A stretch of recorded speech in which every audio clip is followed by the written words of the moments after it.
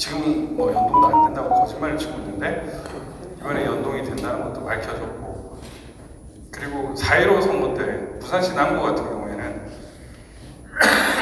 개표 상황표가 나오기도 전에 언론에서 이미 특정 동에 몇 표가 나왔다고 발표를 해버린 적이 있습니다. 이미 세팅값이 나왔다는 거죠. 화성시 봉담 같은 경우에는 봉담 1, 2투표, 사전투표 수가 0입니다. 있을 수가 없는 일이죠. 그거는 무엇이냐?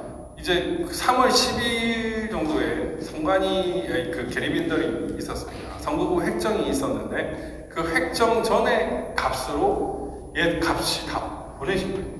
그러다 보니까 봉담 같은 경우에는 0표가 나오죠. 답변을 보니까 무슨 관내 사전투표로 분류를 해서 그 0표가 됐다 이런 정말 멍멍이 소리를 하고 있는데, 그런 거짓말을 대놓고 지금 그 선관위가 국회 설명자료라고 다 그 허위 문서를 써가지고 냈습니다. 뭐 이 지금 전자개표기가 각국의 이런 유혈 사태나 대통령 사임으로 이루어진 것을 이미 역사적으로 세계적으로 증명이 되고 있고요. 그 다음에 유재환 사장이 과루 정보기술에서 노무현 때 전자개표가 조작이다라고 이미 고백을 한 바가 있습니다. 그러니까 이거는 뭐 너무 명백한데 우리나라만 지금 아니라고 하는데 이게 언론 때문인지 보이지 않는 어떤 또 다른 힘 때문인지 지금 이게 덮여있고 있습니다. 넘겨주시죠. 예, 김방희 기자님이 이런 식으로 이제 전자개표기 그 부여 청량 공주 사례를 얘기하면서 일본과 인도 투표 결과가 바뀌었다. 1810표를 1680표로 인식했다. 전주에서는 덕진구에서는 1674명인데 실제 투표자는 4684명을 옆으로 더 나왔다. 이런 것들이 다 증거로 다 나왔습니다. 네, 실제로 양천구 그 파이낸스 투데이에서 이렇게 잘 보도를 했는데, 이렇게 1000일이고 이게 카운트가 이렇게 조금씩 올라감에도 불구하고 계속 이게 분명히 송영택인데 계속 1001표로 고정된 것들이 이미 증거가 나와 있어요. 전자개표가 조작된다는 증거가.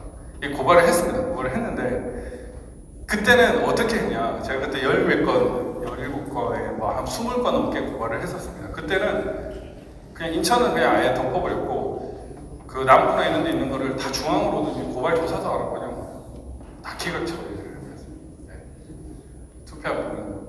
투표하면 이렇습니다. 네. 넘겨주십시오.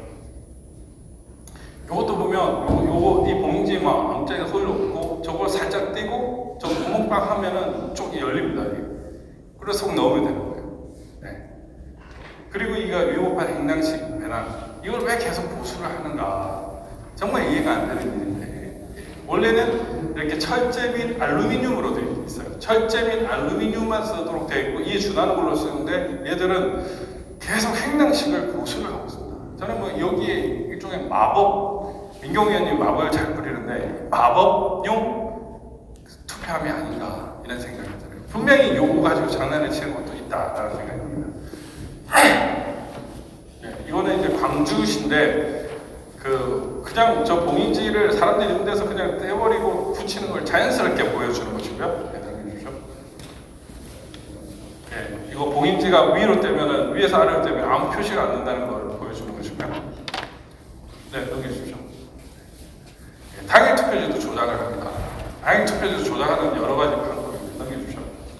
네, 여기 그 박순종이라는 페렌마이크 기자가 자기가 당일에 사전투표용 투표용지 QR코드를 받았다라고 합니다. 근데 실제로 제가 선거무효소송 진행하면서 제가 좀 아끼는 동생이 하나 있는데 그 변호사 친구인데 그 친구가 대통령실에 갔다 지금 최근에 나왔습니다. 근데 그 친구가 자기도 QR코드에 있는 투표지에 투표를 했다는 거예요. 당일 투표에. 그러면 당일 투표를 QR코드에 있는 걸 왜 줄까?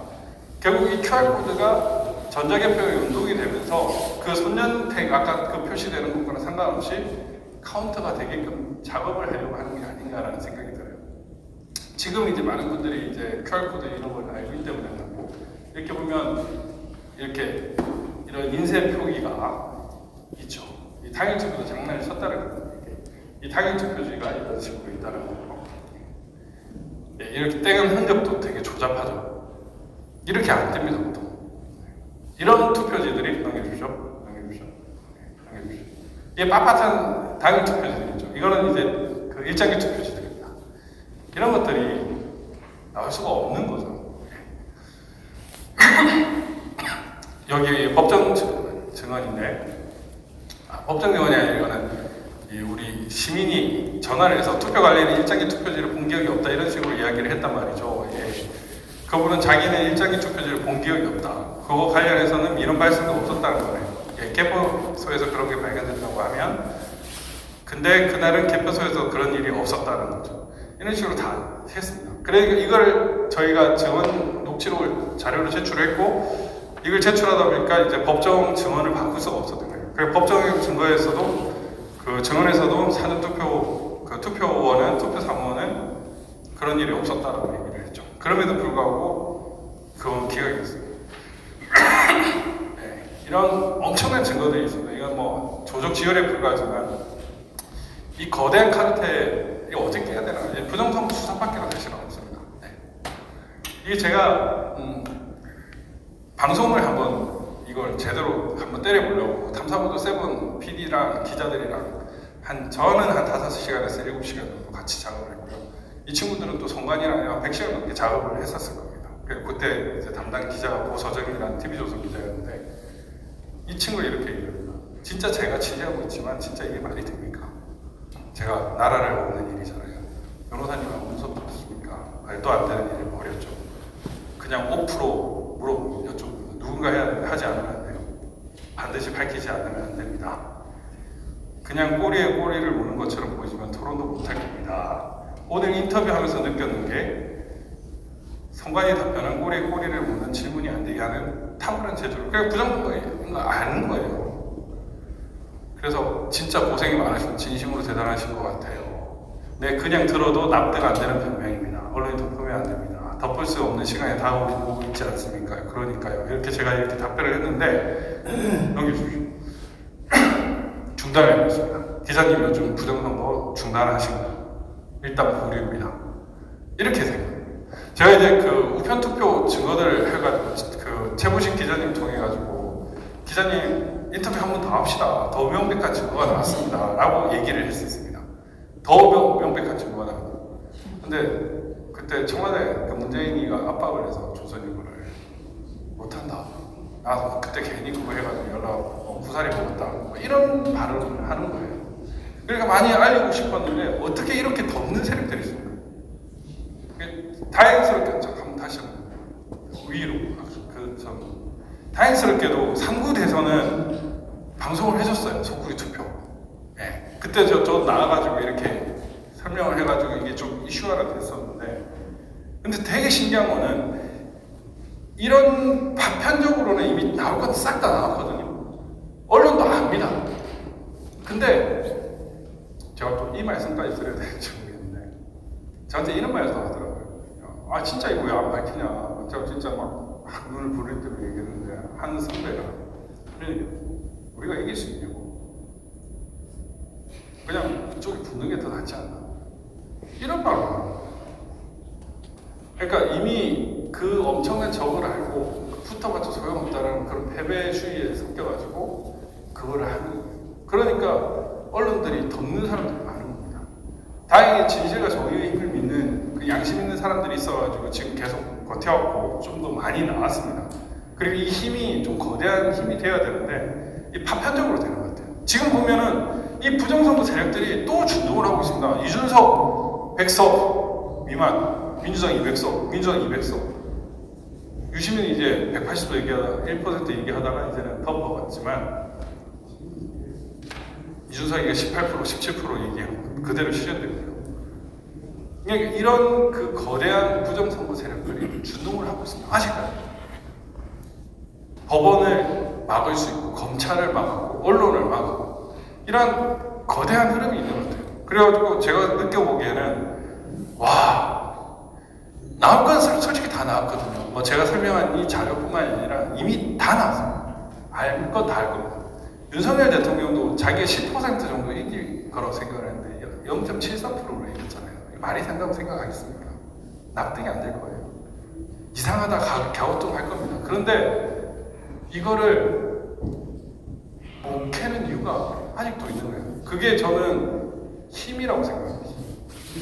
그 파워에서 저 진짜 우리나라 메인 언론 기자가 그런 얘기를 하는 거야. 야, 우리가 이길 수 있냐? 이길 수 있냐? 이런 얘기를 하는 거야. 그 진실과 정의의 힘을 믿어야 되는 그 언론 이 패널 든 분들이 거기에 굴복을 해서 이걸 계속 덮고 있는 거예요. 정의를 밝혀야 할 판사들이 그거를 못하고 있는 거예요. 솔직히 부정선거 수사밖에는 답이 없습니다. 이미 답은 나왔어요. 수사를 해야 된다는 답. 윤 대통령, 김건희 여사도 부정선거 수사하면 내년에 탄핵되고 감옥 갈 수도 있다고 알 겁니다. 얼마 전에도 얘기했죠. 탄핵하려면 하라고 하십시오 라고 얘기하는 그런 부분에서 어느 정도의 본질은 알고 있을 것 같은데, 저는 이제 우리가 이제 그런 생각이 들어요. 여러 부정선거의 증거들은 많고 윤석열 왜 수사 안 하냐 이러면서 욕하시는 분들 정말 충분히 이해합니다. 저도 뭐 그런 부분은 충분히 이해하는데, 그걸 한다고 걔 꺼집어내자 이렇게 하면은 저는 그 부정선거 세력들에게 이용당하는 것밖에 안 된다고 생각합니다. 어쨌든 윤이 아니 한이 뭐 마음에 안 드는 부분도 있죠. 예, 그런 부분도 있지만 그들로 하여금 수사를 안 하면 너네도 죽어라고 하면서 하나씩 까발려야 돼요. 그 국민적 염치가 더 이상 이거는 참을 수 없다라는 것이 나와서 폭발을 하게끔, 야 이제 니 가만히 있으면 안 되지 않냐라는 그게 임계치를 넘어서게 되게끔 우리가 힘을 계속 그쪽으로 부실해야 된다고 생각을 해요. 윤석열 끌어내리자 이런 주장은 이재명부터 끌어내리거나 부정선거 이제 조사를 해가지고 박찬진이나 예를 들면 그 있지 않습니까? 김세환이나 이런 그 전에 제가 살펴보니까 부정선거 역사 상당히 오래됐어요. 김용이라는 사람, 그 AU앱의 사무총장도 하고 상관이 사무총장도 했는데 그 사람이 상당히 단계적으로 진행을 되어갔습니다. 그런 세력들을 하나씩 깨게끔 만들어가지고 우리 세력을 힘을 보여주고, 아 윤이 아니라 좀 눈치를 봤지만 부정선거 수사하기 잘했네 하게끔 이끄는 방향으로 저는 진행이 돼야 되는 게 맞다고 생각을 합니다. 그렇게 해야 이길 것 같습니다. 지금 이 다음에 제가 썼던 거는 뭐냐면은, 지금 어쨌든 지금 가짜 국회의원들이 있는 상황에서 법이 개정되지는 않을 겁니다. 불가능할 거예요. 그러면은 이 법이 개정되지 않는 상황에서 할 수 있는 것들이 뭐가 있느냐, 이거를 지금 윤석열 정부에서 고민을 하고 있습니다. 그거를 제가 말씀을 드릴게요.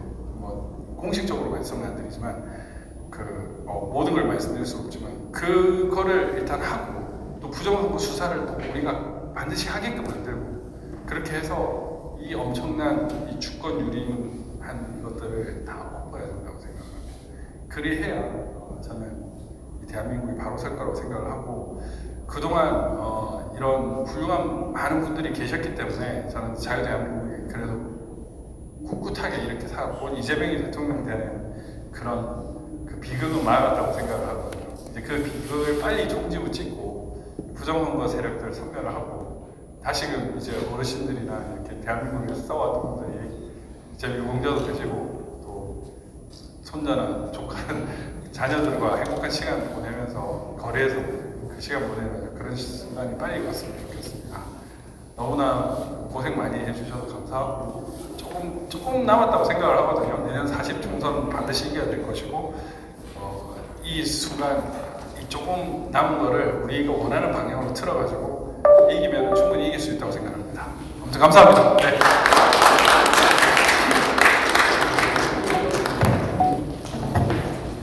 박주현 변호사 고맙습니다. 목을 건 애국자입니다. 박수 한번 다시 힘차게 보내주세요. 어떻게 할까요? 두 번째 주제는 잠깐 쉬었다 할까요? 아니면 계속해서 할까요? 네. 그러면 두 번째 주제 발표를 듣도록 하겠습니다. 인 대표님 나와주시죠.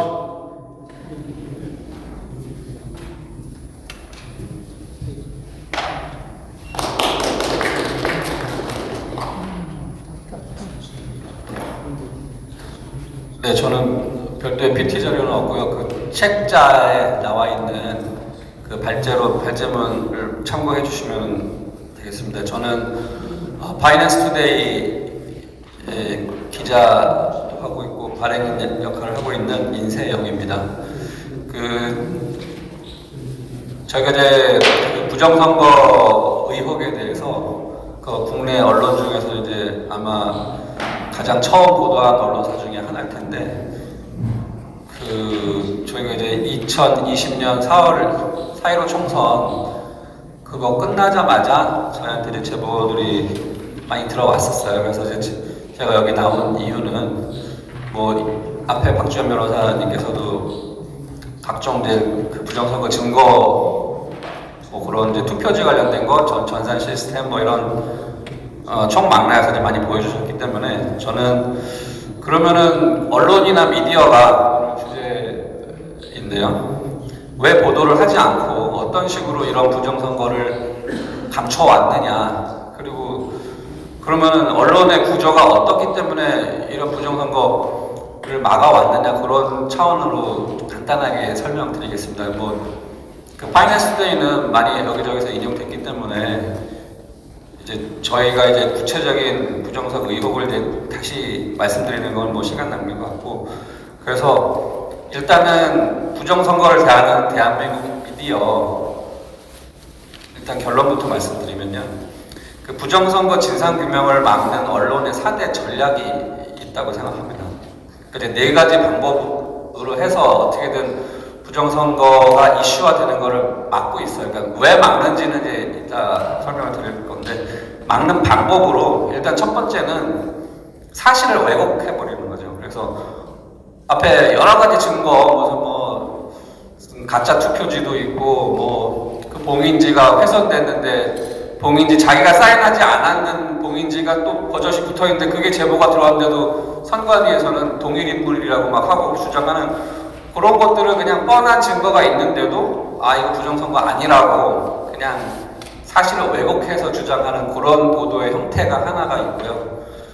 두 번째는 이제 메신저를 공격하는 방법이 또 있더라고요. 그래서 그 민경욱 전 의원이나 우리 이제 변호사님들, 그리고 뭐 저 같은 사람들 이렇게 해서 부정선거를 의혹을 주장하고 부정선거 의혹이 있으니까 좀 밝혀달라 이렇게 말하는 그런 애국자분들을 이제 미치광이 취급하거나 그냥 음모론자 취급을 하는 거죠. 그런 식으로 몰아가는 기사의 형태가 있어요.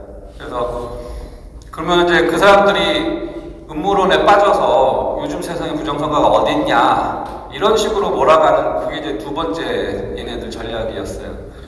그리고 세 번째는 한술 더 떠서 음모론자들이 좋다 그러면은 자기네들이 팩트 체크를 한다고 하는 게 이제 세 번째 방법이에요. 그러니까 이제 우리가 팩트 체크를 해보니까 이거 가짜 부정선거 아니더라, 아니니까 니네 입 다물고 조용히 해라, 이런 식으로 세 번째 방법이 제일 악랄하고 교묘한 이제 수법인데, 그리고 더 악질적인 행태는 아예 보도를 안 하는 행태가 있습니다. 이제 예전에 그 5,000명, 10,000명 이렇게 그 블랙 시위도 하고 뭐 매주 토요일 날마다 모여서 뭐 민경욱 전 의원, 황교안 뭐 지금 총리님 이렇게 해서 우리 부정선거 의혹을 주장하는 뭐 ROTC 뭐 출신 그 어르신들, 뭐 애국시민 단체들 모아서 계속 시위를 했는데도 단 한 줄도 보도를 하지 않았었죠. 뭐 겨울 뭐부터 여름까지.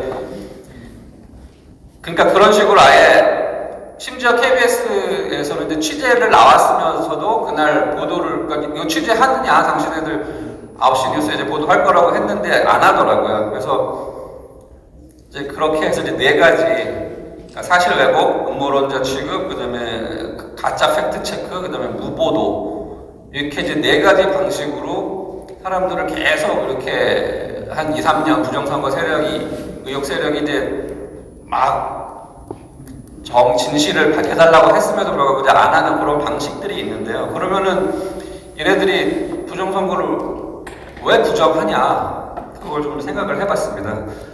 그러면은 이제 결국에는 몇 가지로 이제 간추릴 수 있는데요.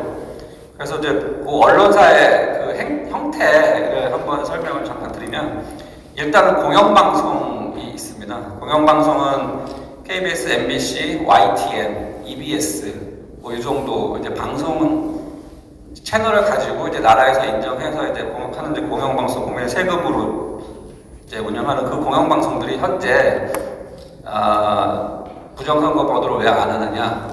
예를 들어 딱 보니까 뭐 여러 가지 이유가 있겠습니다만은 일단은 언론노조 출신이 다 장악을 하고 있어요. 근데 언론노조 출신들 이제 예전에 뭐 자기네들은 방송장악 안 했다고 주장을 하지만 이제 방송장악을 하고 있기 때문에 부정선거가 공론화돼서 드러나면 어쨌든 자기네들이 부정선거에 관여를 했는지 안 했는지 드러난 건 없지만 아직까지. 근데 어쨌든 민노총 산하 언론노조가 방송 그 요직에 있어서 이 부정선거를 보도되는 것들을 이제 철저하게 이제 막고 있는 거 아닌가. 그래서 이제 그런 이해관계가 있는 거죠. 이제 민노총이나 뭐 주사파 이쪽 계열이든지 아니면은 뭐 중국 세력도 있을 수도 있고. 그런데 어찌됐든 그 방송 공영방송이면 이런 의혹이 있으면 당연히 보도를 해주거나 아니면 이런 의혹 사람들이 이렇게 의심을 한다라는 뭐 현상에 대해서는 팩트를 그냥 보도하면 되는데 굳이 음모론자라고 취급하면서 이제 무시하고 심지어는 이제 가짜 팩트 체크까지 동원을 하더라고요. 그래서 이거는 이제 방송사 안에 어떤 구조적인 문제가 있을 거고요. 그 다음에 원래 태생이 이 부정선거 이제 4.15 총선을 하면 안 되는 그 좌편향 방송사들이 이제 있어요. 이제 CBS, JTBC 뭐 이런 류에서도 이제 공영방송은 아니지만 어쨌든 좌편향 방송사기 때문에 이런 이제 부정선거 보도를 안 했고요. 물론 이 지금 말씀드린 방송국들이 언론노조에 장악당하기 전에 옛날에 그 과거 이 대선 그 전 선거들은 이제 김어준이 뭐니 해서 이제 그런 방송들을 이제 많이 했었는데 자기 이제 정권, 자기 편을 들어주는 정권에 조금이라도 이해관계가 이제 손해가 되는 그런 것들을 안 하려고 일단 하는 거고요. 그 다음에 조중동도 역시 보도를 안 했죠. 조중동은 뭐 지금 여기서 밝혀드릴 수 있는 부분은 일단은 종편 TV를 갖고 있기 때문에 이제 종편 TV 중에 뭐 TV조선이니 뭐 채널 A니 뭐 이렇게 있잖아요. 얘네들은 문재인 정권 때 재승인을 받아야 되기 때문에 이제 정권의 눈치를 보느라고 안 하는 경우가 있었고요.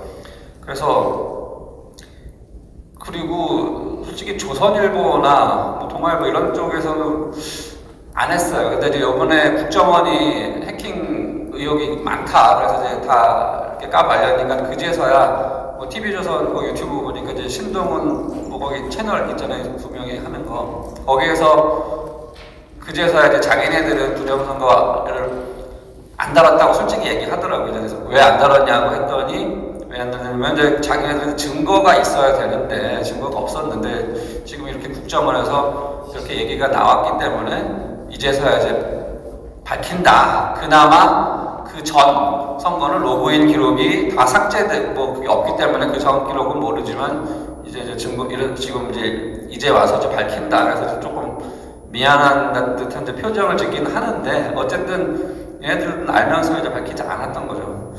그리고 그 외에 또 통신사가 있습니다. 통신사는 뭐냐면 연합뉴스, 뉴시스, 뉴스원 여기 이제 세 가지가 이제 우리나라 주로 통신사인데 얘네들도 아주 나쁜 게 자기네들이 기사를 쓰면 이 통신사는 언론사랑 조금 달라서요. 통신사는 기사를 다른 언론사한테 이제 돈을 받고 제공해주는 뭐 그런 역할을 하는데 예를 들면 부정선거에 관련해서 이제 민경우 전 의원이 뭐라고 얘기했는데 이제 투표지를 이렇게 손에 들으면서 공익제보자가 와서 이제 그렇게 했던 적이 있었잖아요. 국회에서. 그거를 연합뉴스에서 다루면 이제 이상한 논조를 예를 들어 뭐 공익제보자가 아닌데 이제 선관위에 따르면 이거는 뭐 투표지 뭐 탈취를 한 거다, 뭐 투표지를 훔쳐서 민경우 전 의원이 이렇게 한 거다 이런 식으로 이제 몰아가면 그 보도를 다른 언론사에서 거의 뭐 수백 개 언론사에서 그대로 베껴 쓰는 그런 역할을 하는 게 이제 연합뉴스, 뉴시스, 뉴스원입니다. 그래서 연합뉴스는 나라에서 세금을 한 300~400억 대주면서 운영하는데 이번에 한 200억 삭감돼서 지금 연합뉴스가 조금 좌편향에서 조금 벗어나는 경향을 보고 있지만 뉴시스하고 뉴스원은 머니투데이가 가지고 있습니다. 머니투데이 계열 통신사라서 머니투데이가 지금 뭐 대장동에서도 그 회장이 50억 받았다고 했는데 전혀 나오지 않잖아요. 그 홍 회장이라는 사람이 있어요.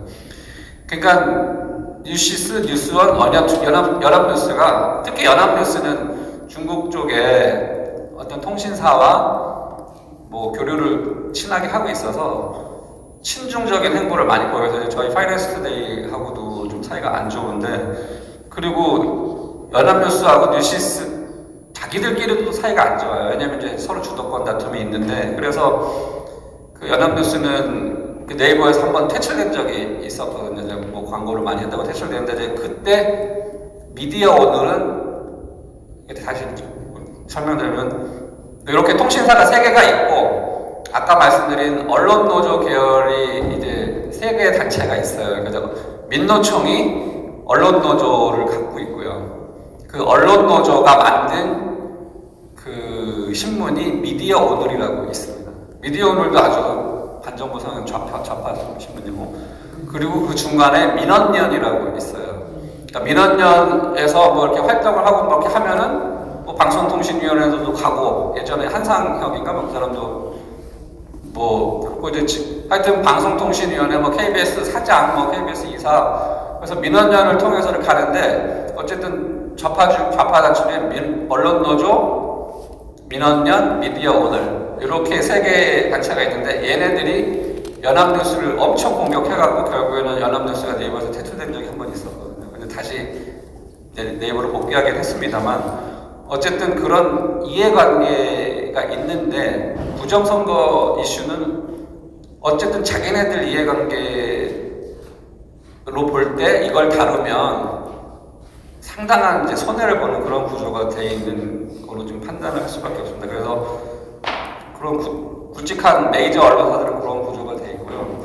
그 밑에 이제 우리나라 언론 생태계가 네이버로 모든 기사를 검색하고 하기 때문에 네이버에 콘텐츠 제휴가 있습니다. 네이버에 그냥 기사 검색 제휴하고 네이버 안에서 볼 수 있는 콘텐츠 제휴가 있는데 그 네이버 콘텐츠 제휴를 해놓고 있는 언론사들 제가 거기다가 정리를 해놨는데 거기에 보시면은 우리나라 언론을 좌지우지하는 언론사들은 대부분 이 네이버 콘텐츠 제휴를 하고 있는 요 언론사들이 있습니다. 이런 애들이 부정선거 이슈가 아무리 세게 나오고 증거가 나오고 법원에서 심지어 110개, 120개 선거구에서 부정선거 뭐 소송이 진행됐음에도 불구하고 그걸 전혀 다루지 않는 거는 진짜 이상한데 얘네들이 이제 카르텔을 형성한 거죠. 쟤들끼리 무언의 카르텔을 형성한 건데 그래서 어쨌든 좌파는 좌파 언론사 걔네 남대로 이유가 있고 우파는 우파대로 이유가 있는데 저는 조선일보, 중앙일보 특히 홍석현이라는 사람이 JTBC랑 중앙일보 2개를 갖고 놀고 있잖아요. 그러니까 JTBC는 지금 적자가 너무 쌓여가지고 이제 보도국을 이제 폐쇄한다는 그런 얘기가 있고 뭐 200명 정도 이제 그냥 명예퇴직 시켜서 보도국을 조금 축소해서 결국엔 중앙일보가 현재 유료화 과정을 거치면서 뭐 다른 이제 패러다임을 형성하려고 하는 것 같은데 어쨌든 자기네들이 이 나라를 좌지우지하고 있다고 그런 생각을 갖고 있다고 밖에 볼 수 없는 게 이제 대통령이나 뭐 정부 여당을 자기네들이 세웠다 아니면 자기네 맘대로 뭐 어떤 정부든 좌든 우든 자기네들은 어쨌든 보수 우파라고 자처를 하지만 좌파가 올라오면 그 나름대로 또 돈벌이가 되고 우파가 올라와도 또 나름대로 그래서 이거를 자기네들이 적절하게 분배해서 가지고 놀려는 그런 아주 괘씸한 마인드가 있다는 생각을 저는 3, 4년 동안 계속 그런 쪽으로 생각해요. 이준석 같은 경우만 봐도 솔직히 말하면 이제 이준석을 왜 퇴출 안 시키냐 이준석을 당대표로 만들어준 게 조선일보, 중앙일보, 동아일보 여기서 무슨 청년 정치니 뭐니 해서 이제 일단 꽂아놓고 자기네들이 갖고 노는 거죠. 이번 이제는 다 써먹었으니까 이제 뭐 이상한 걸로 해서 조금 계속 나쁜 거 기사가 계속 나가고 그러면 이제 이준석도 이용 거의 다 많이 당해서 그러니까 그런 식으로 어쨌든 부정선거 이슈를 다루지 않는 이유들이 있는데 그러면은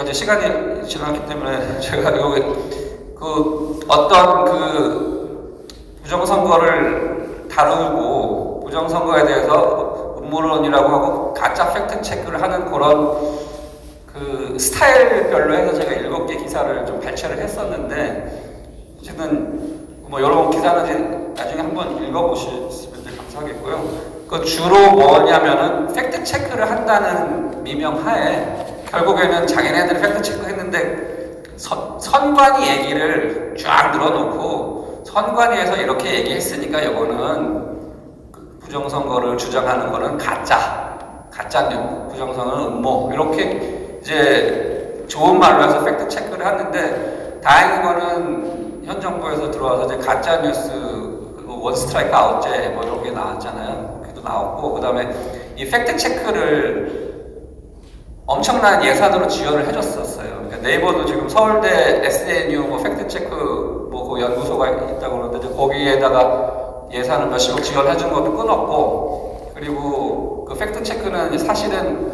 로이터나 저쪽 AP 뉴스 뭐 그러니까 외국 글로벌 통신사에서 처음에 팩트 체크라는 단어를 썼거든요. 그러니까 자기네들이 유리한 쪽으로 그냥 그러니까 이제 사람들 그냥 믿어주니까 대충 자기네들 유리한 전문가 몇 명 세워가지고 요거는 진실, 요건 거짓 이런 식으로 언론사들 이제 건의 올려주려고 이제 팩트 체크를 만든 건데 그거를 그대로 우리나라에 YTN하고 KBS가 제일 먼저 가져와서 팩트 체크라는 컨셉을 이제 심어 놓은 거거든요. 근데 그거를 가지고 마치 이제 언론사에서 팩트 체크를 하면 이게 모두 다 지금 진짜라고 믿으니까 저렇게 한 건데 사실 알고 보면 그 팩트 체크도 다 가짜다. 그래서 저희는 이제 YTN하고 KBS한테 이 팩트 체크 왜 여기에 나온 전문가들이 진짜 전문가 맞냐 그리고 공정하게 팩트 체크를 해야지 왜 이런 식으로 하냐 물어보니까 이제 그러면 니네도 팩트 체크 하면 될 거 아니야 저희한테 그러더라고요. 그러니까 이 팩트 체크도 결국에는 현 정부에서 사실은 이 팩트 체크에 대한 이 단어 자체도 너무나 선동적이고 현혹적이니까 이것도 이제 조금 우리가 계속 항의를 해야 될 사안이고요. 그래서 결론적으로 그래서 이제 지금 언론사들이 이렇게 쭉 구조적으로 있는데 그러면 이제 이 부정선거를 반드시 이제 분명히 강서구청장 선거에서 누가 보더라도 사전 투표하고 당일 투표 그러니까 당일 투표는 박빙인데 사전 투표는 2배 차이가 나는 게 좀 말이 안 돼. 누가 봐도 이건 이상한 건데 그러면 여기에 내년 총선에서도 그대로 또 발생하지 않으란 법이 없잖아요. 그러니까 그렇다면 이제 아까 이제 박지원 변호사님 말씀도 있었지만 이거를 지금 현재 법을 바꾸기에는 시간이 없고 결국에는 이제 사전 투표를 하지 말아라 하기에도 좀 그래요. 왜냐면 얘네들이 또 논리가 뭐냐면 니네들이 사전 투표 하지 말라고 해서 우리가 민주당이 많이 나와서 이긴 거 아니냐 이렇게 얘기할 수 있거든요. 근데 그게 조금 딜레마긴 한데 어쨌든 사전 투표를 물리적으로 못하게 하는 게 이제 제일 좋은 방법이긴 한데 그게 조금 불가능하다면 개표라도 수개표를 하던가 아니면 사전 투표에 들어가는 사람 숫자를 모든 지역구에서 이제 합법적으로 셀 수 있게 그러니까 새벽부터 이제 누군가가 그 사전 투표를 하는 사람 숫자라도 셀 수 있게 뭐 그런 식으로라도 하고 그래서 제가 아는 어떤 유튜버 한 분은 저번 선거에 자기가 이제 사전 투표에 이제 그 손을 누르면 삑삑 소리 나는 그런 거를 투표 통에다 넣었었대요. 10개 자기 이제 사람들 시키는 거 저도 저한테 사람들 저는 못했는데 그 삑삑 소리 나는 그거를 이제 투표함에다 이제 투표하면서 넣었어요. 그러면 그 투표함이 이동하면서 어디에 갔나 이제 핸드폰으로 다 추적이 가능하다는 거예요. 그래서 추적을 해보니 선관위에 가 있더라. 그리고 나서 그러면 그 투표함이 이제 개표 장소에 와야 되잖아요. 그러면 개표함에서 눌렀더니 소리가 안 나더라. 그럼 결국엔 그 투표함이 그 개표 장소에 없었다는 얘기가 된다는 얘기죠. 그리고 두 번째는 선관위에서 자기한테 그러면은 요거 이제 고소를 하든 뭐든 해야 되는데 아무런 항의조차 없더라.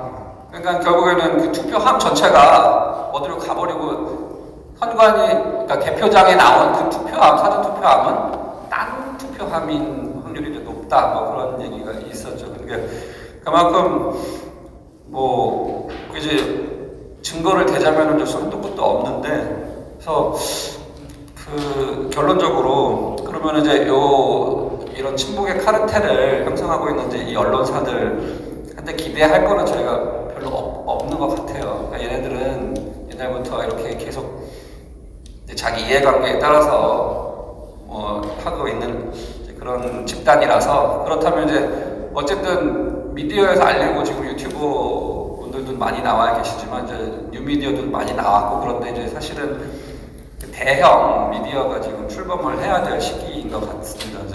이거 저 주고 하시는 뭐 정광훈 목사님의 자유일보도 있고 뭐 다른 메이저급 이제 유튜버들도 좀 많고 한데, 이제 또 주의할 점이 뭐냐면, 내가 우파다, 뭐 내가 이제 부정선거 밝히겠다, 이 언론사는 부정선거를 밝히기 위해서 탄생했다, 뭐 정의로운 언론사다, 이렇게 노골적으로 대놓고 하면 또 그렇게 프레임이 짜져가지고 이 언론사는 맨날 부정선거 얘기만 하고, 저희 언론사가 좀 사실은 조금 맨날 이 언론사 맨날 하는 얘기 부정선거 얘기만 하고 뭐 무슨 음모론만 얘기하고, 그러니까 그런 얘기 들으면 안 되니까, 만약에 어떤 분이 이제 진짜 뭐 약간 뭐 엄청난 능력이 있고 그러신 분이 또 그 생각이 있으신 분이 있다면, 지금 좋은 마인드 갖고 있는 언론사들도 있고, 그리고 나서 하니까 이런 유튜버라는 게 다 아우를 수 있는 그런 거를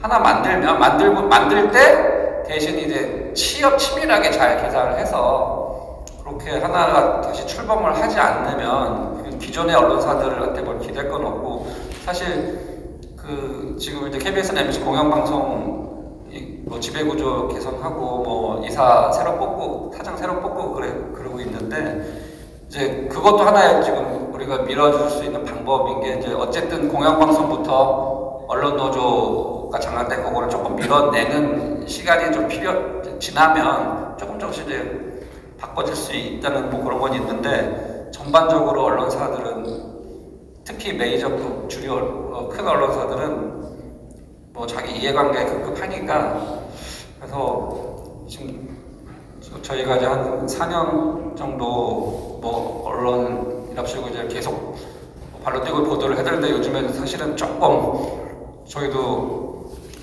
이제 구조적으로 바꾸는 방법이나, 아니면 이제 지금 그 너무 눈물겨운 이제 활동을 많이 하시는 애국자분들이 있는데, 이분들이 결국에는 결과를 낼 수 있게 부정선거를 좀 진상규명을 할 수 있게 하려면 어떤 식으로 해야 되나, 그러면 결국에는 정치인들을 압력을 주는 방법이 있고요. 그 다음에 언론사들한테 이제 이렇게 뭐 보도하라고 해도 안 하니까, 어쨌든 국정원이나 이런 데서 빵빵 터트려주면 이제 지네들 보도 안 할 수 없잖아요. 이런 식의 방법. 그 다음에 뭐 거대 미디어 언론사를 진짜 뭐 17일반으로 모아서 차리던지, 아니면은 뭐 누군가 뭐 기업의 후원을 받던지, 아마 뭐 그런 분들이 이제 생각을 전향적으로 바꿔서 그냥 이제 치밀하게 하나를 만들던지, 그렇게 하는 방법이 있다고 생각합니다. 그리고 그래서 이제 뭐 결론은 부정선거를 대하는 대한민국 미디어, 이거는 이제 답이 없다는 결론을 냈고요. 그래서 그 미디어의 그 기존 언론에 뭐 의존하기보다는 어쨌든 새로운 탈출구를 모색을 하는 게 좋을 것 같습니다. 그리고 그다음에 뭐 대충 이 정도고요. 또 이따 토론 시간에 또 뭐 궁금하신 점 있으면 뭐 질문해 주시면 성심성의껏 답변해 드리겠습니다. 감사합니다.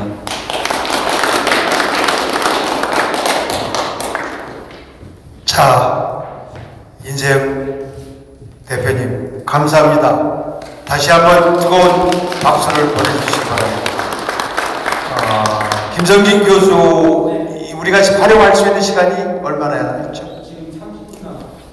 그러면 여기 빨리 데스크를 좀 만들어 주시고 뭐 쉬는 시간 없이 토론에 들어가도록 하죠. 잠깐만 기다려 주세요.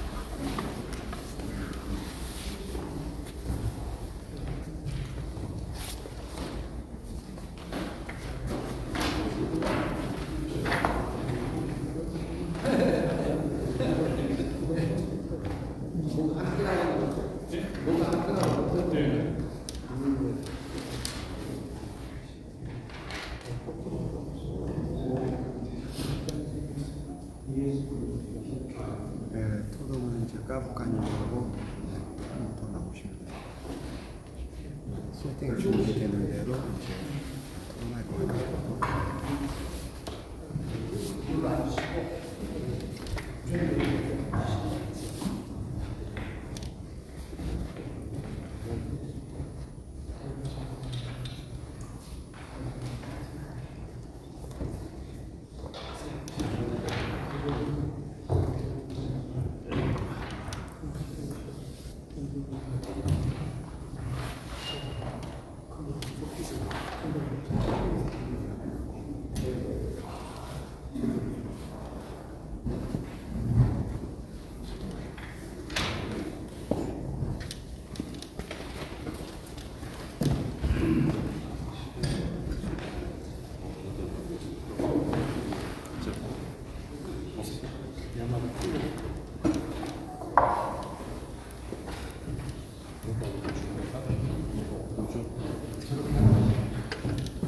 주정 토론 나가셨네요. 앞에 한 5분 보이시네요.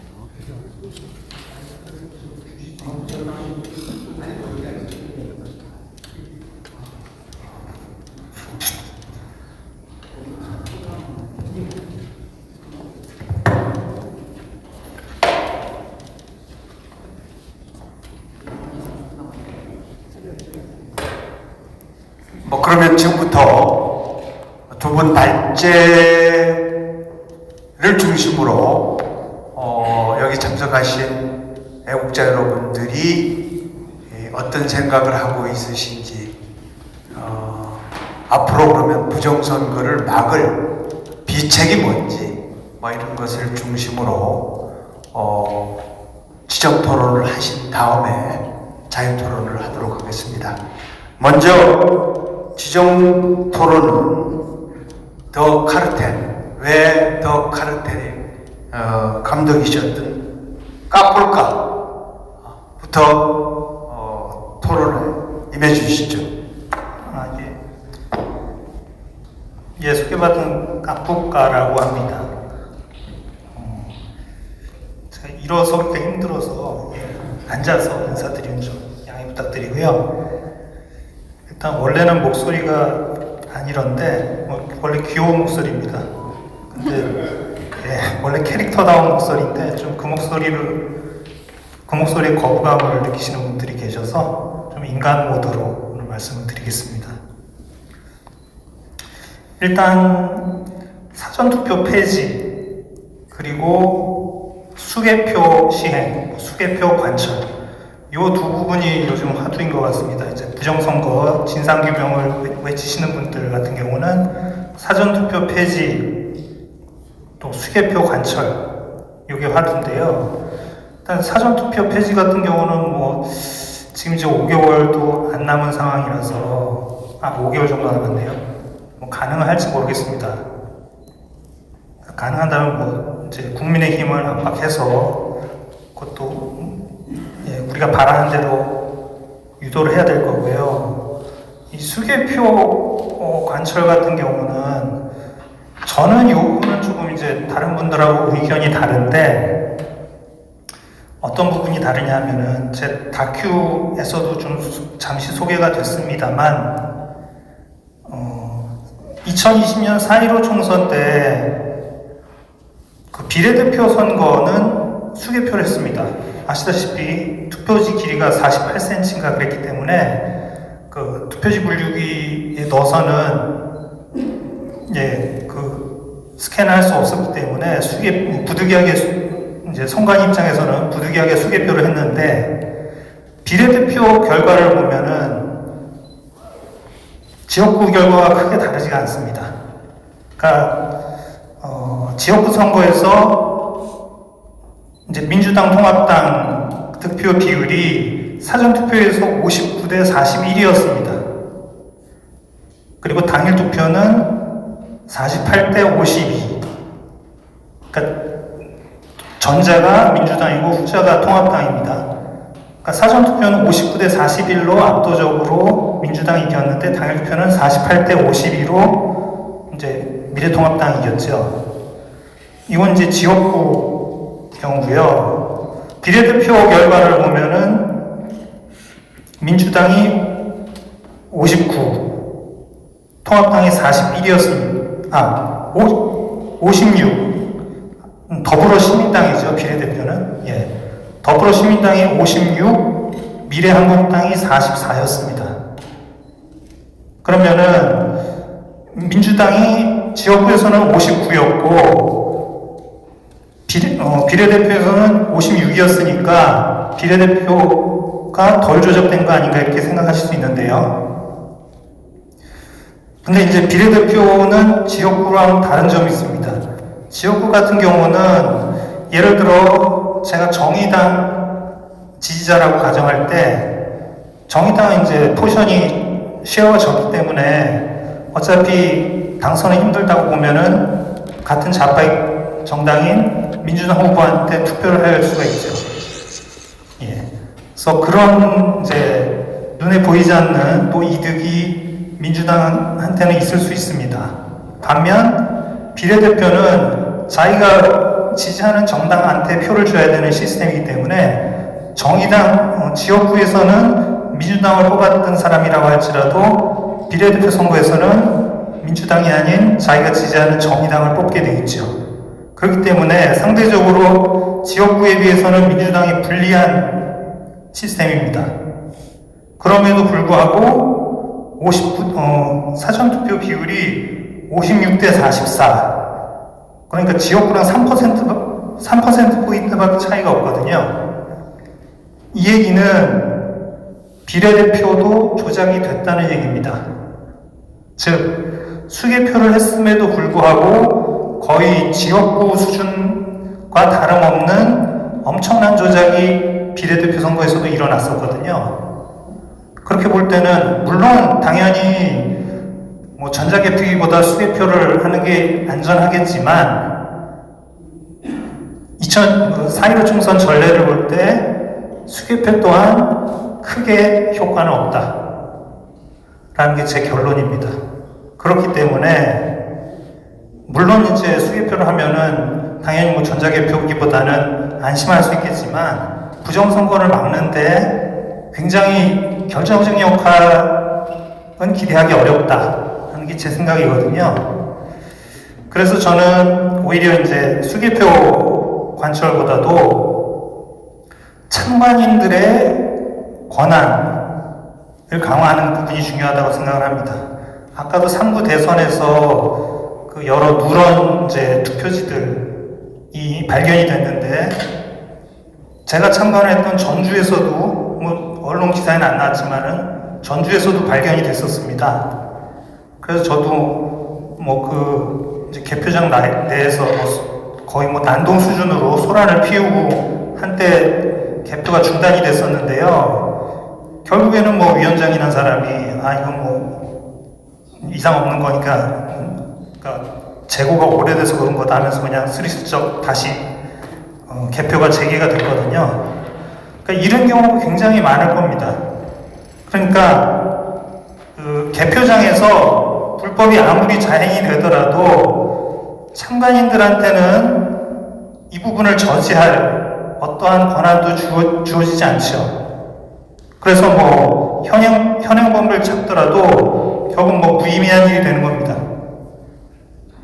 그러니까 불법을 목격을 해도 어떠한 이의제기도 할 수 없기 때문에 참관인 활동 자체가 뭐 실질적으로는 무의미한 거죠.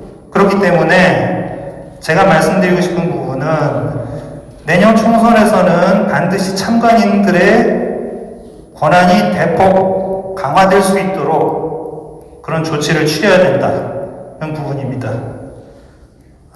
뭐 예를 들자면은 일정 수 이상의 참관인이 이의를 제기할 경우에는 개표를 중단시킨다거나, 뭐 이런 강력한 권한이 참관인한테 주어질 필요가 있다고 생각을 합니다.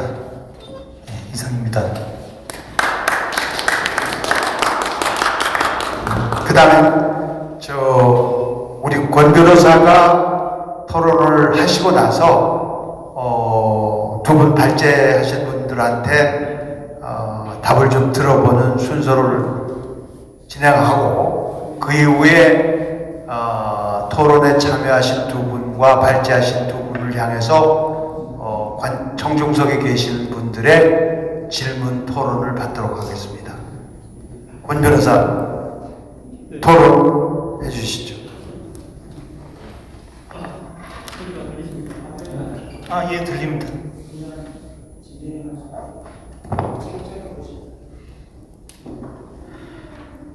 예, 저는 법무법인 취향가을의사례 권우현 변호사입니다. 제가 이제 부정선거와 관련되어서 원고를 대리하게 된 계기는 박주현 변호사님께서 선거 현장 뛰어다니면서 많은 부정선거와 관련된 자료를 많이 이렇게 수집을 하셨고, 저는 법학을 전공한 법학자 입장에서 어떻게 그런 이해할 수 없는 현상들이 대한민국에서 버젓이 이루어졌을까라는 정말로 호기심, 법적인 호기심, 지적인 호기심에서 이렇게 접근을 한 것 같습니다. 그리고 이제 법학이라는 그 자체가 매우 보수적인 학문입니다. 보수적인 학문인데, 제가 부정선거와 관련된 소송을 하게 되면서 저와 친했던 변호사 동기들, 선후배들과는 좀 많이 관계가 소원해졌습니다.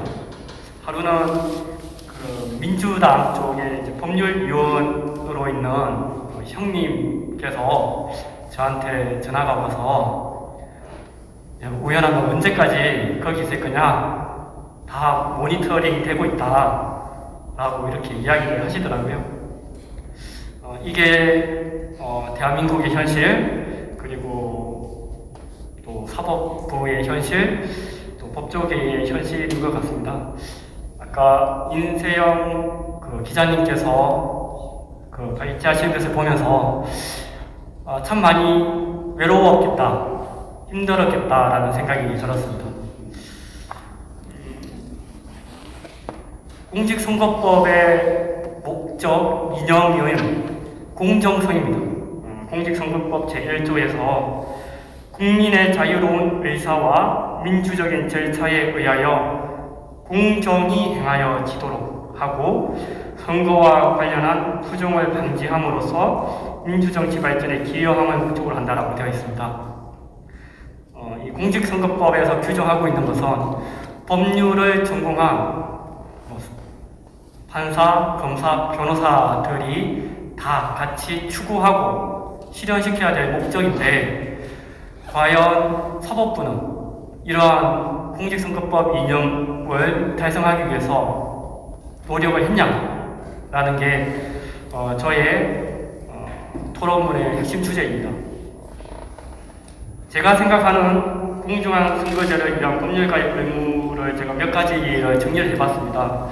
그 중에서 가장 중요한 게 법적 분쟁 처리, 물론 변호사들이 가장 많이 하는 영역이 법적 분쟁 처리인데 변호사들은 선거와 관련된 법적 분쟁에 대한 전문 지식과 대리를 제공을 하고 이를 해결하기 위해 법원과 법적인 협력이 필요하다라는 게 저의 생각인데 법원과의 법적인 협력이 전혀 이루어지고 있지 않다라는 게 현실인 것 같습니다. 제가 2020년 5월 14일에 자유통일당의 선거무효 소송 원고 대리를 하였습니다. 사건 번호가 대법원 2020수 6106 사건이고요. 이 선거무효 소송을 제기하기 전에 서울중앙지방법원, 인천지방법원 부천지원, 창원지방법원, 진주지원, 광주지방법원, 대전지방법원, 그리고 인천지방법원, 의정부지방법원 등의 증거보전 절차를 진행을 하였습니다. 그리고 대법원에 소장을 접수한 이후에 준비서면, 검정신청서, 문서제출 명령 신청서, 또 검정에 대한 의견서 등을 각 제출하였고요. 그런데 대법원에서 저희가 제기한 소송에 대해서 아무런 대응이 없었습니다. 저희가 지속적으로 변론 기일을 지정해달라라는 변론 기일 지정 신청서를 총 128번을 제출했습니다. 128번을 제출을 했는데 대법원에서 2021년 9월 6일 변론 준비 기일이라고 해서 열리기는 열렸습니다. 그때 대법관이 나와서 어떤 이야기를 했냐면 대법원에 다른 업무가 많기 때문에 자유통일당이 제기한 이 소송을 언제 진행해야 할지 모르겠다 라는 식으로 답변을 하고 변론 준비 기일을 종결하였습니다. 그리고 나서 그 이후에도 제가 계속 기일 지정 신청서를 제출을 했고 그리고 변론 기일이 딱 한 번 지정이 되었고 그때 저희 변호사들의 의견을 다 무시하고 변론 종결하고 그 다음 달에 기각시키는 판결 선고를 하였습니다. 그리고 저희가 이제 박지원 변호사님도 여러 차례 증거보전 절차에 참여하셨겠지만 제가 참여했던 증거보전 절차에서 그 법원 관계자들, 특히 법원 직원들이 이런 말을 했습니다. 그때 제가 원고 측 변호사라는 것을 모르고 이렇게 말을 한 것 같은데 현대민주국가에서 부정선거가 어떻게 발생할 수 있겠냐, 터무니없는 절차를 진행하고 있는 거 아니냐라는 식으로 이렇게 이야기를 하더라고요. 그리고 선거무효 소송에서 중앙선관위를 대리했던 피고 측 소송 대리인도 원고가 제기한 주장은 단순한 의혹에 불과하다 이렇게 치부를 하였습니다. 그리고 최근에 자유통일당 대표가 강서구청장 보궐선거에 대해서 보궐선거에다가 출마하였고 낙선하였고 그 행위에 대해서 저희가 무효항의 소송 제기를 하였습니다. 그리고 무효항의 소송과 관련되어서 역시 이제 서울 남부지방법원에 증거보전 신청을 했는데 기각했습니다. 지난주 금요일에 기각시킨다는 결정문을 받았고요. 그런데 기각 결정 이유가 어떤 내용이었냐면 원고가 선거 무효와 관련된 사유를 소명을 해야 되는데 입증을 해야 되는데 소명이 안 되어 있다 라고 하면서 기각을 시켰습니다. 그런데 공직선거법의 증거조사와 관련되어서 어떻게 규정이 되어 있냐면요. 선거에 출마했던 후보자가 증거를 보존하기 위해서 보존 신청을 할 수가 있다. 그러면 법관은 신청이 있는 때에는 보관 방법을 위하여 특정한 방법을 취하여야 한다라고 되어 있습니다. 공직선거법 제228조 제1항 그런 내용이고요.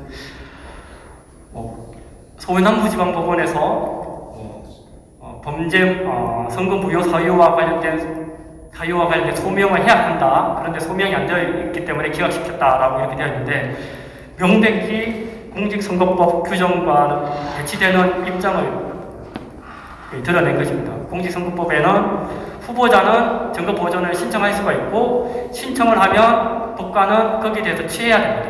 증거 보존을 해야 되는데 전혀 이해할 수 없는 그 이유로 증거 보존을 기각을 하고요. 그리고 이미 다 아시다시피 국가정보원에서 보안 점검을 해서 해킹 취약점이 있고 무단 인쇄 가능성도 있고 개표 결과값도 변경할 수 있다라는 식으로 보안 점검에서 확인이 되었는데 이 주장을 저희가 계속했던 2020년 5월 14일 선거무효 소송부터 이번 강서구청 보궐선거 무효 항의 소송에서도 동일하게 주장을 했었습니다. 그런데 다행히 국가정보원에서 이러한 사실을 밝혀주었고요. 제가 이 변론이기도 한데 공정한 선거는 일반 국민들뿐만 아니라 각 영역에 있는 전문가들이 열심히 노력을 했어야만이 이제 공정선거를 이끌어낼 수가 있는 영역입니다.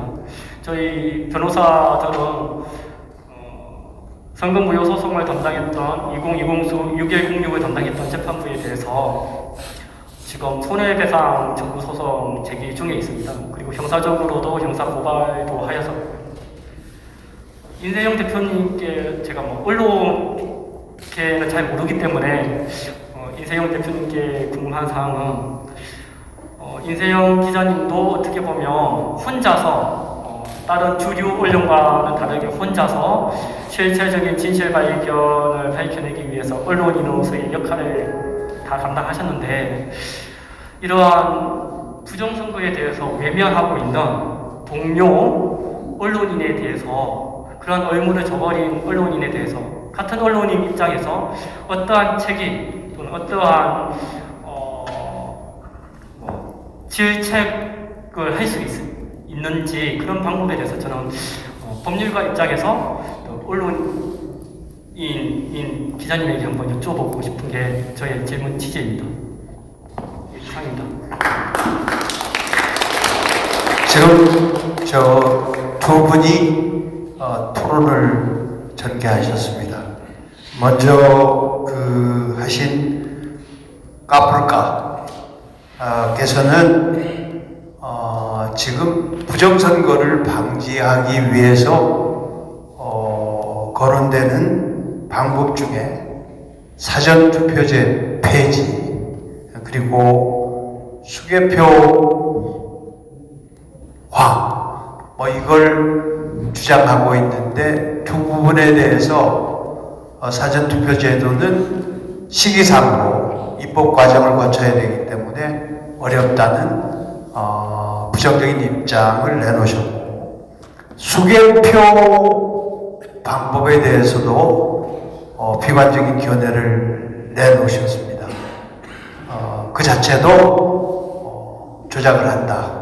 이런 두 가지 요점으로 토론을 해주셨고요.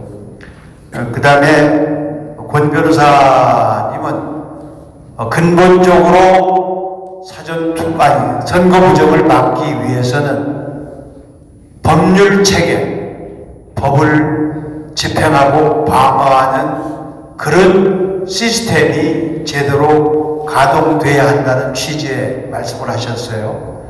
예를 들면 부정선거를 사건을 수임하고 사건을 수행하는 법률가들한테 음량의 압력과 미래에 대한 불안을 조성하는 그런 현실이 있다는 점하고, 사법부는 특정 사건의 법 절차를 제대로 이어가지 않은 자기 나름대로의 어거지 법으로 불법 사실을 은폐하고 있다, 이런 점을 강조하시면서, 또 하나의 축인 언론의 침묵에 대한 대안이 뭐였냐, 이들에 대한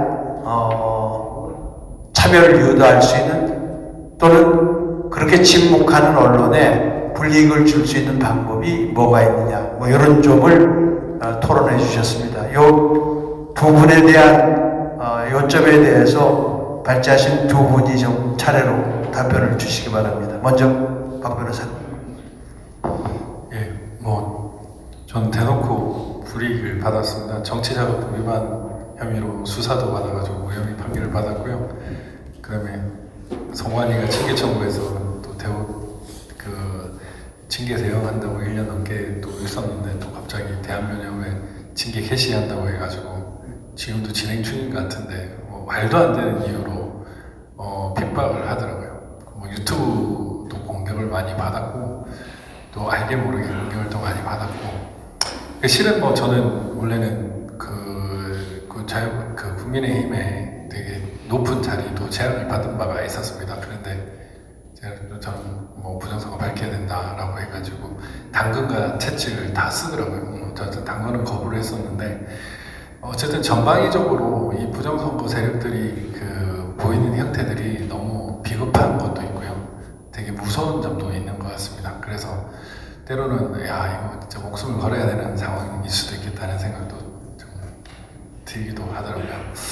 그렇지만 이런 많은 분들 덕분에 그런 소신을 굽히지 않고 계속 잘 싸우고 있고, 조금씩 그게 드러나고 있는 것 같습니다. 그래서 다행이라고 생각을 하고 있고요. 우리 갑부가님이 이제 수개표로서는 한계가 있다라고 얘기했는데 맞는 말씀입니다. 근데 다만 이번에 저는 그런 생각이 들더라고요. 강서구청장 보궐선거 당일 투표는 이겼는데 그것도 바꾼 것 같다는 느낌이 좀 있거든요. 근데 그 이유가 뭐냐면은, 일단 기본적으로 선거 결과가 완전히 누가 이겼다 이렇게 돼버리면 차관인이 신경을 안 씁니다. 그렇게 되면 이제 조작을 하게 되죠. 그래서 전자개표기 조작이 아주 큰 비율은 아니겠지만 한 2~3%에서 7~8%까지 있을 수 있다고 생각합니다. 그렇게 되는 경우가 있기 때문에 가급적이면 수개표로 하는 것은 좋다고 생각을 합니다. 저는 그건 필요하다고 생각을 하고, 사전투표제 폐지가 현실적으로는 지금 어렵습니다. 그게 법률에 규정되어 있기 때문에 지금 가짜 국회의원들 민주당을 생각하면 절대로 안 될 것 같고, 심지어는 내년에도 비례 정당으로 선거가 치러질 수도 있겠다라는 생각도 드는 상황인데요. 일단은 사전투표 폐지는 어려운데, 아까 인생 기자님은 사전투표 폐지가 어려운데 투표하지 말자라고 하면 안 된다라는까지는 아니었지만, 어쨌든 그렇게 되면 또 이 편향성을 인정하게 되고, 또 아까 저는 드는 생각이 중복 투표나 이중 투표가 가능하게끔 되면 또 저놈들한테 또 유리한 되는 게 아니냐 이런 생각도 들지만, 결국에는 모수를 줄이는 게 제일 중요하다고 생각이 들거든요. 그냥 모수를 줄이는 게 제일 필요하다고 생각을 합니다. 그래서 사전투표를 현 제도, 사전투표뿐만 아니라 당일투표도 마찬가지인데요. 현 제도를 바꾸지 않은 거를 전제로 하고 내년 부정선거를 최대한 없애게 하는 게 지금 제일 큰 관건입니다. 제가 관건이고, 지금 나름 또 글도 쓰고 그런 부분에서 보고서 같은 형식으로 쓰고 있는데, 예를 들면 선거명부, 통합선거명부가 전자기록밖에 없지 않습니까?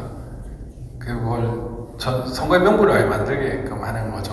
그런 식으로 해서 한다든지, 사인 날인이고 반드시 관철시킨다든지, 그 다음에 투표소가 있으면 바로 거기서 개표하면 좋겠지만 그게 어렵다면 개표소를 일단 싹 다 모아가지고 투표함을 거기서 24시간 감시를 하게끔 한다든지, 그러니까 이동의 경로를 지금 세이쿠션 이런 식으로 되어 있는데 그걸 바로 단순화시키는 그런 부분, 그 다음에 행정식 사전투표하고 법령상 반드시 없어야 되는 거이기 때문에 그걸 바로 없앤다든지 이런 방법들을 생각을 하고 있습니다. 그런 식으로 하면 투표 그 부정 선거를 조금은 줄일 수는 있겠구나 이런 생각을 하고 있고 제가 지금 우려하는 부분은 이제 우편 투표 이 재외국민 투표하고 부재소 투표 그 거소 투표 여기는 옛날부터 부정이 있었습니다. 선상 투표도 마찬가지고요. 역사가 상당히 오래된 것 같은데 그거를 어떻게 지금 할 수 있을까 그 좀 고민이긴 합니다. 그 거소랑 뭐 선상 이런 것들은 좀 모수가 좀 적어서 그래도 좀 덜하지만 관외사전 투표는 어쨌든 철저하게 막아야 될 것 같거든요. 그래서 이거를 하려면 일단 경찰 인력들을 최대한 활용을 많이 해가지고 그 계속 따라다니게 만들다든지 뭐 그런 식으로 좀 생각을 좀 하고 있어요. 그래서 그런 방법들을 좀 모아가지고 여러분들하고 좀 좋은 방법들을 좀 만들어가면 좋을 것 같다는 생각이 들고 아까 권현 변호사님이 그 법원 공무원들이 택도 안 되는 소송을 한다 이렇게 생각을 하는 것 같다 그렇게 생각하는 사람도 분명히 있는데 또 재검표에서 투표지를 봤던 사람들이 있습니다. 그 사람들은 이상한 투표지가 나온 것들을 알아요. 그래가지고 그 사람들은 부정선거가 있다고 생각을 합니다. 실제로 거기 재판연구원 참가했던 그 사람들이 대형 펌에 가가지고 부정선거인 것 같다라고 얘기를 하는데도 불구하고 이게 안 밝혀지고 있는 그런 부분도 사실은 좀 있습니다. 결국에는 법률의 문제보다는 정치의 문제고 이제 항상 뭐다 하다 보면 국힘이 조용한데 우리가 왜 수사를 해? 검찰의 변명입니다. 또 그 원내대표 그때 그 조호영 원내대표 만나가고 좀 압박을 했더니 조호영 원내대표가 어쨌든 왜 재검표 안 하냐, 변론 안 하냐 이러니까 또 대법원에서 약간 신용을 하더라고요. 정치권에서 좀 떠들어줘야 또 뭔가 이루어지는데 이 정의로운 사람들이 정치를 하는 것이 아니라 이렇게 나팔 불고 손 잘 비비는 사람들이 정치를 해서 이런 문제가 발생하는 것도 있는 것 같습니다. 네, 이상입니다.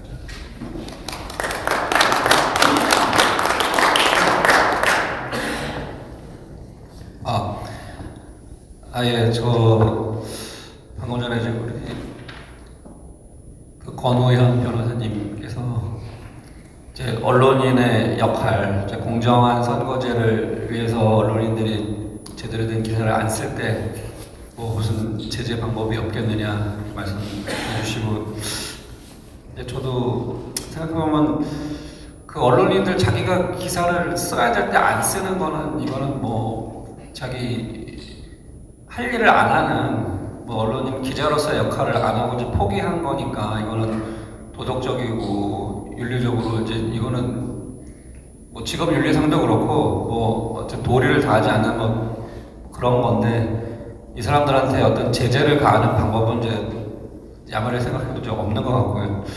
단 이제 이상한 가짜 뉴스나 뭐 부정선거에 관련된 의혹이 있는데 부정선거가 아니라고 이상한 가짜 팩트 체크하고 거짓말하는 이런 언론에 대해서는 이제 저희 이제 FN투데이, 파이낸스투데이가 이제 뭐 계속 하는 방법이 저희는 이제 기사를 썼으니까 계속 기사로 상대 다른 언론사가 언론사를 공격하는 거는 되게 이제 이례적인 건데 이제 저희는 그래도 미디어오늘이나 다른 조선 심지어 이제 경향신문 한겨레뿐이 아니라 이제 조선일보나 중앙일보도 이상한 가짜 그 부정선거 아니다 뭐 이런 거 얘기 나올 때마다 계속 기사를 쓰거든요. 언론사가 언론사를 공격하는 기사도 쓰고. 근데 이제 우리 애국 시민분들이나 일반인들이 이렇게 분을 참지 못하고 이 언론사가 제대로 할 일을 못 한다고 느꼈을 때는 이제 일단은 그 지금 이제 저희가 이제 언론중재위원회라는 이제 제도가 있긴 있어요. 근데 이제 거기에는 피해 당사자만 언론 중재를 요청하도록 되어 있거든요. 근데 이제 저희가 언론중재위원회 지금 15번 지금 민노총 언론노조랑 싸우면서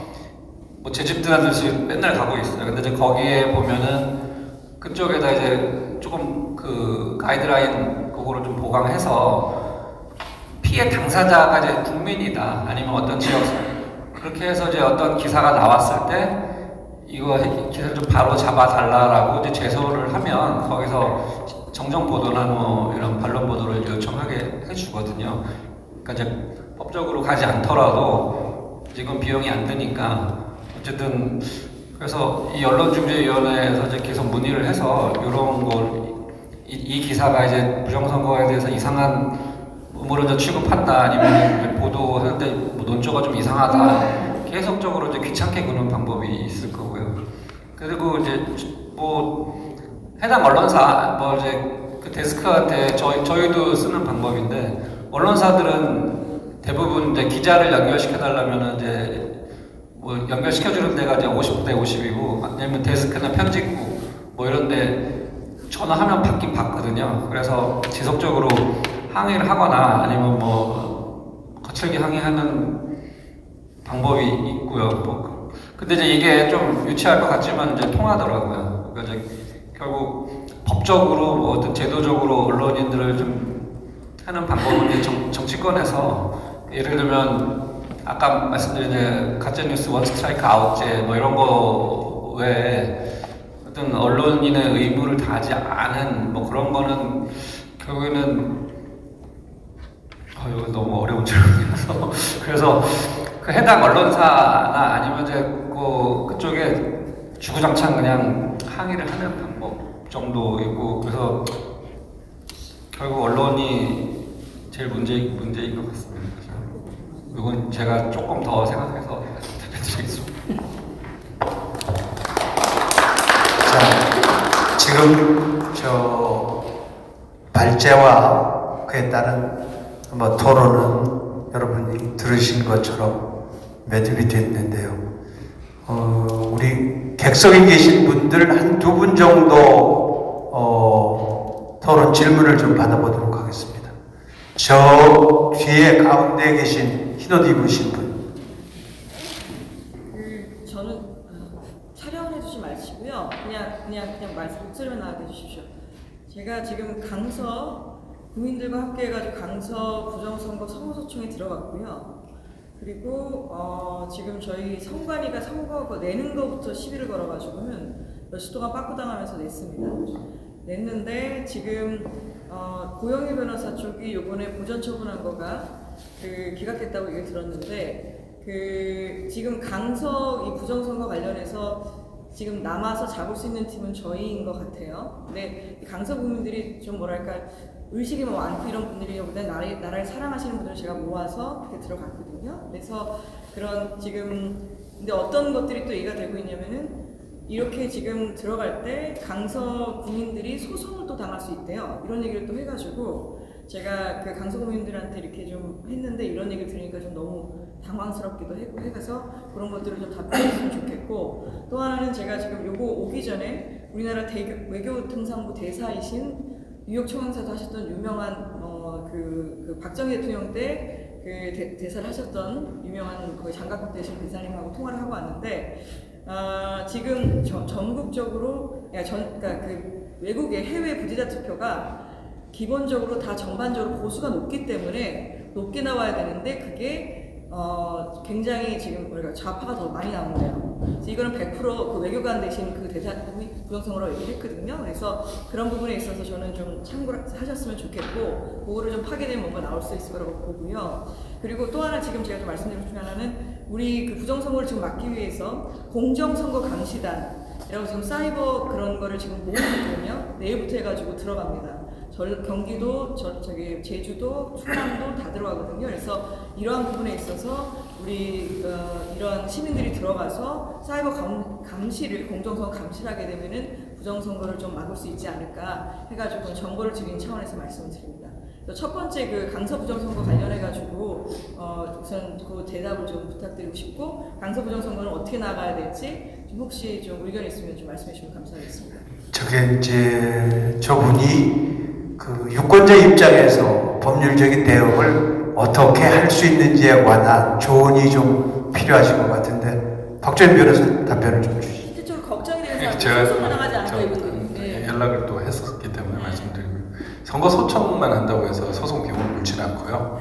선거 무효 소송을 제기했을 때 패소했을 때는 물수가 있습니다. 통상적으로 원래 행정 소송을 하게 됐을 때 패소하는 소송 비용을 잘 청구를 안 하는 편인데 이 성관이 이놈들은 또 소송 비용을 청구를 하더라고요. 그래서 근데 뭐 혼자 소송하시면은 좀 돈을 많이 벌 수 있는데 그 한 여러 명 같이 하시면은 그게 분담이 돼가지고 아니 그게 지금 괜찮습니다. 5분밖에 못 들어갔어요. 예? 5분 들어갔어요.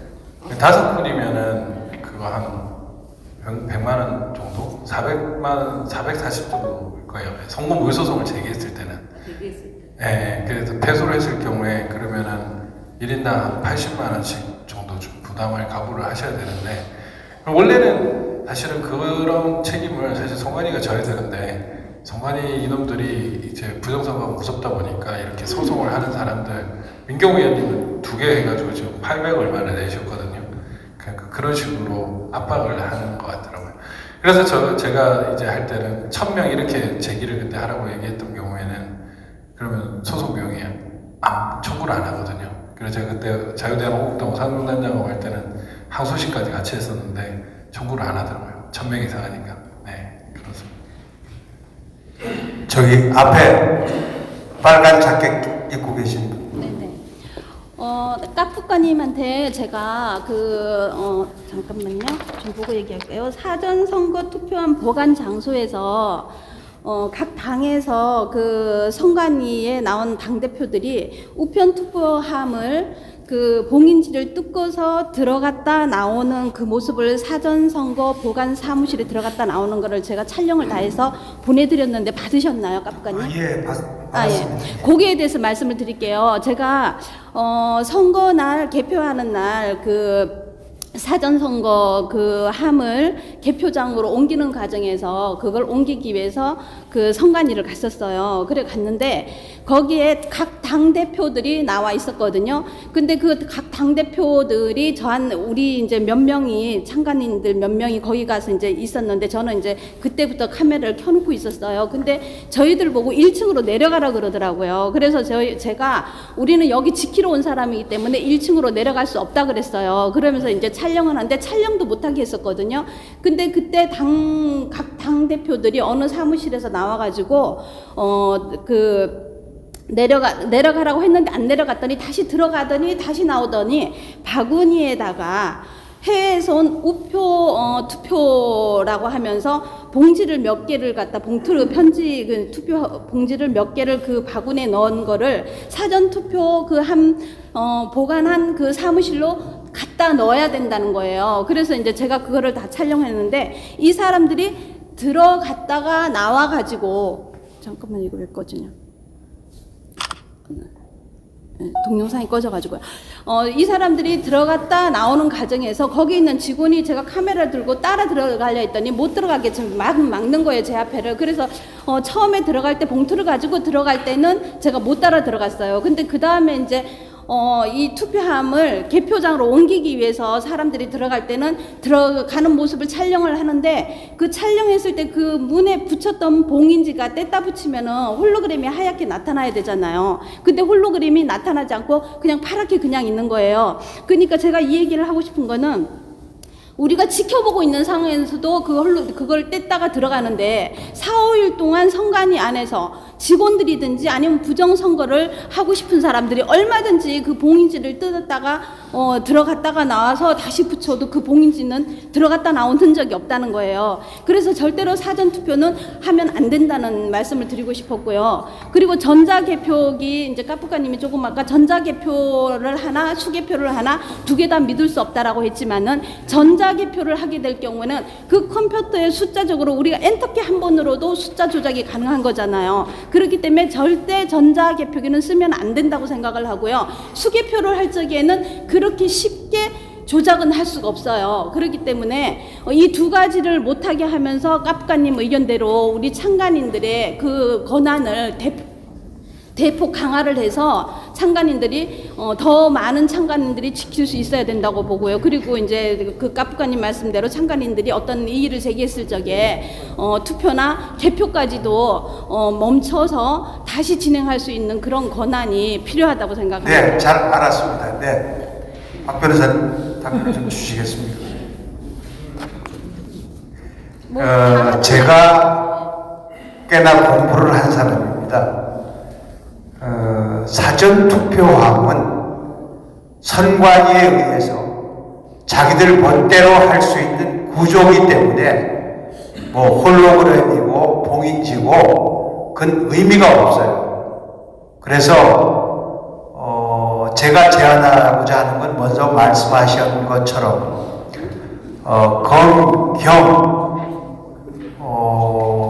시민단체, 정당, 일반 시민 이런 사람들로 구성된 공정선거 공동감시단을 만들어서 그것을 투표장에서부터 개표장에 가서 함을 털어놓을 때까지 감시를 하지 않으면 부정선거는 언제든지 가능하다라는 결론을 제가 갖고 있으니까 그걸로 답변을 좀 대신하시면 하고요. 한 가지 제가 더 현장에서 본 게 있는데요. 개표장에서 진짜로 빨간 그 바구니예요. 그 우리가 이렇게 접지 않은 그런 빳빳한 용지를 아예 빨간 바구니에 들고 들어오더라고요.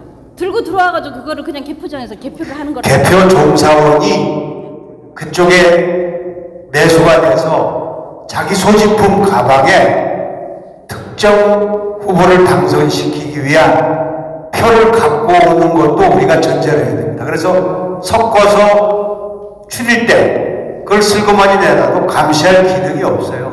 그런 의심은 충분히 가능한 것 같고요. 뭐 시간이 제약이 있어서 제가 뭐 대표적으로 좀 두 분 발제하신 분한테 말씀을 좀 드리고 싶은 거는 권 변호사께서 그 강서 증거보전 신청이 기각이 됐다는데 달리 항변할 수단이 없는지 간단하게 좀 답변을 주시고요.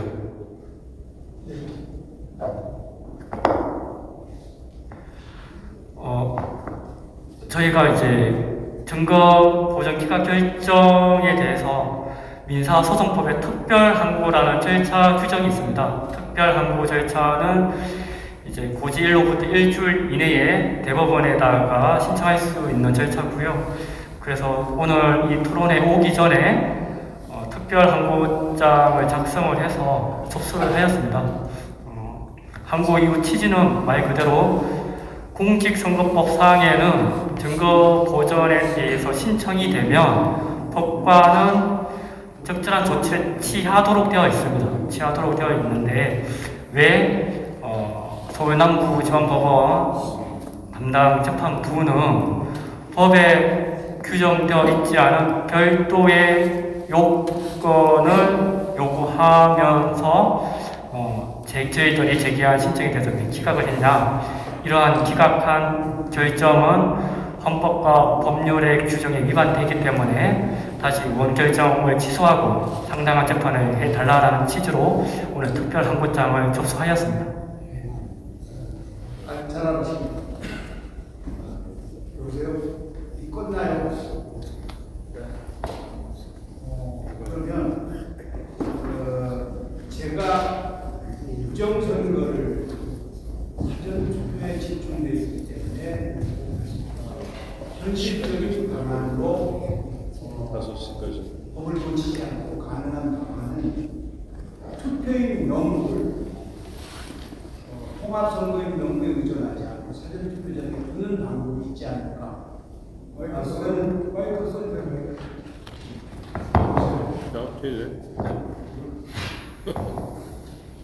그 주민등록증을 스캔하면 거기에 투표 종사원이 수기로 된 투표인 명부를 두고 주민등록을 그들이 기재하고 이름 기재한 다음에 주민등록 소지자가 사인하는 그런 투표인 명부는 둘 수 있지 않을까, 그런 대안을 하나 말씀을 드리고, 그 다음에 투표관리관 도장이, 지금은 사전투표지는 우리가 상상할 수 없는 사무용 프린터에 의해서 발행이 됩니다.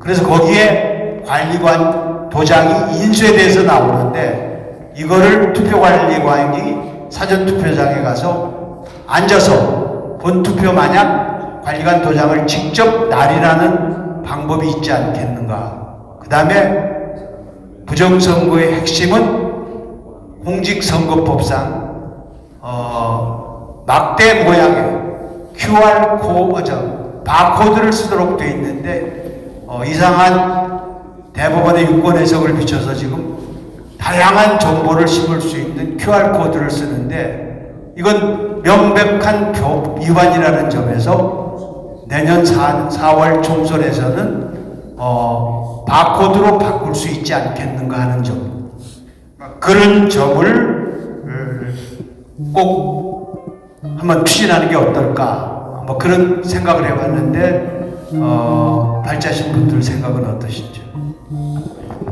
그거 아까 제 마지막 뒤에 부분에 그 한 19가지 사항이 있을 텐데 그게 법 개정 없이 할 수 있는 그거에 포함되어 있는 선거의 명부나 이런 것들 QR코드 없애는 거 이런 것들은 뭐 법령상 지금 현행법상으로도 가능한 부분인데 제가 에피소드를 하나 말씀드리면 그 김용빈 사무총장한테 누가 QR코드를 없애라고 얘기를 했다고 합니다.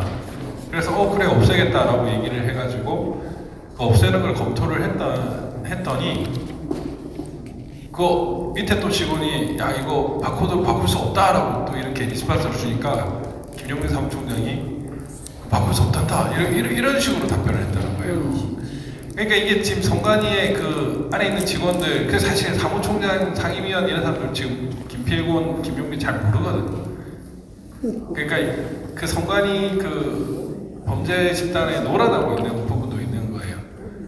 그냥 바꿔라라고 하고 그 바꾸는 거 그게 너무 쉬운 건데 그런 것들을 못 하고 있고 지금 아까 그 우리 카프가님이 참관인 권한 강화 뭐 이런 것도 저는 되게 좋은 대안이라고 생각을 하고요.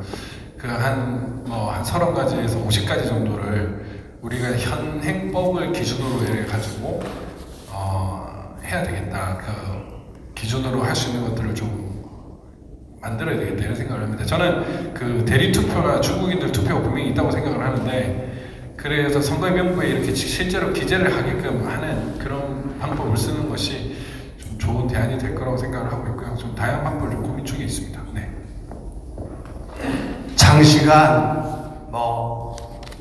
밤을 새서 우리가 부정선거와 대안에 관해서 이야기를 나눠도 좀 모자랄 거라고 생각되지만 우리가 이 공간을 빌린 시간이 제약이 돼 있어서 이 정도로 맞춰야 될 것 같습니다. 이제 여기에 오신 유튜버 여러분들만 우리와 뜻을 끝까지 같이 할 수 있고 끝까지 지켜주시면서 이걸 여러 국민들에게 알려기 위해서 애써주신 점에 대해서는 우리 주관하는 부처를 대표해서 감사의 말씀을 드리고 또 하나는